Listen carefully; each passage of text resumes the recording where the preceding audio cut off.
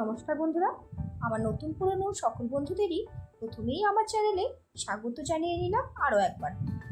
আর বন্ধুরা, আজ তোমাদের সঙ্গে শেয়ার করে নেব একটা বড়ার রেসিপি, যেটা হবে কুমড়ো ফুলের বড়া।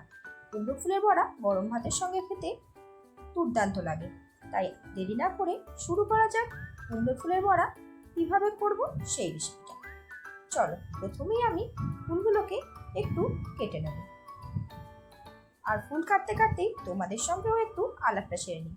বন্ধুরা, আমি চিত্রা দুর্গাপুর থেকে আমার চ্যানেল ক্যান কুকিং ব্লগে নিত্য নতুন চটজলদি রেসিপি এবং হারিয়ে যাওয়া রেসিপি, কঠিন রেসিপি কিভাবে আজকের ব্যস্ততার জীবনে চটজলদি করে নেওয়া যায় সেগুলোই শেয়ার করে থাকি। যদি ভালো লাগে অবশ্যই বলবো, যাবার আগে চ্যানেলটাকে সাবস্ক্রাইব করে আমার পরিবারের সদস্য হয়ে যেও। আর যদি ফেসবুক থেকে দেখছো তাহলে অবশ্যই ফলো করে রেখো আমার চ্যানেলকে নিত্য নতুন চটজলদি রেসিপি এবং অন্যান্য আরও ভিডিও পাওয়ার জন্য।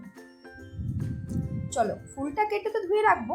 আর এখানে মিশ্রণটা বানানোর জন্য প্রথমেই আমি এখানে নিয়ে নিলাম 2 চামচ বেসন আর 2 চামচ চালের গুঁড়ো। চালের গুঁড়ো দিলে অবশ্যই এটা খেতে কিন্তু মুচমুচে হবে। দিয়ে দিলাম 2টো লঙ্কা কুচি আর বেশ খানিকটা পেঁয়াজ কুচি।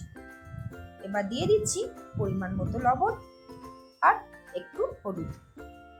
এবার এর মধ্যে অ্যাড করে দেব 1/2 চামচ লঙ্কা গুঁড়ো। লঙ্কা গুঁড়ো দিলে এটা ঝাল ঝাল খেতে হবে আর এটা দেখতেও বেশ ভালো লাগবে। এবার ফুলটা বেশ ভালোভাবে ধুয়ে নিয়ে সেটাকে এর মধ্যে দিয়ে দিলাম আর একসঙ্গে মাখিয়ে নেব। যেহেতু ফুলের মধ্যে জল থাকবে তাই এটা চটকে চটকে মাখতে আর এক্সট্রা কোনো জল দিতে হবে না। দেখো, শুকনো বেসন আর চালের গুঁড়োটাও কিন্তু এই ফুলের জলেই মাখা হয়ে যাবে।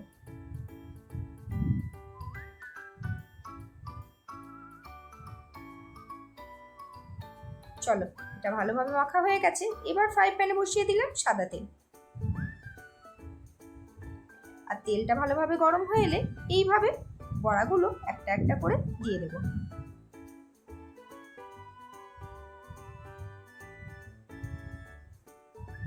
বন্ধুরা, যারা এতক্ষণ ধরে আমার রেসিপি দেখছো তাদের জানাই আমার তরফ থেকে অসংখ্য ভালোবাসা, অসংখ্য ধন্যবাদ।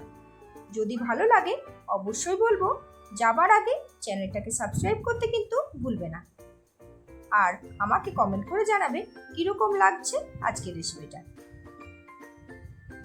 দেখো, একটা পিঠ কিন্তু একটু ধৈর্য ধরে ভাজলে হয়ে যাবে। এবার উল্টে দিয়ে অন্য পিঠটাও বেশ ভালোভাবে ভেজে নেব। এটা ভাজার সময় গ্যাসের ফ্লেমটা লো টু মিডিয়ামে রাখবে, না হলে উপর থেকে পুড়ে গেলেও এটা ভেতরটা কিন্তু কাঁচা থেকে যাবে। তাই একটু ধৈর্য ধরে একটু চেপে চেপে ভেজে নিলে এটা ভেতর থেকেও মুচমুচে হয়ে ভাজা হয়ে আসবে। চলো, এটা কিন্তু সম্পূর্ণভাবে ভাজা হয়ে গেছে। এবার শুধু গরম ভাতে এটাকে পাতে দেওয়ার অপেক্ষা, তাহলেই কিন্তু চটজলদি এটা। তাহলে বন্ধুরা, দেখতেই পেলে হারিয়ে যাওয়া কুমড়োর ফুলের বড়া কিভাবে খুব সহজে তৈরি করে নেওয়া যায়। ভালো লাগলে অবশ্যই বলবো, তোমরাও একবার বাড়িতে ট্রাই করে দেখতেই পারো।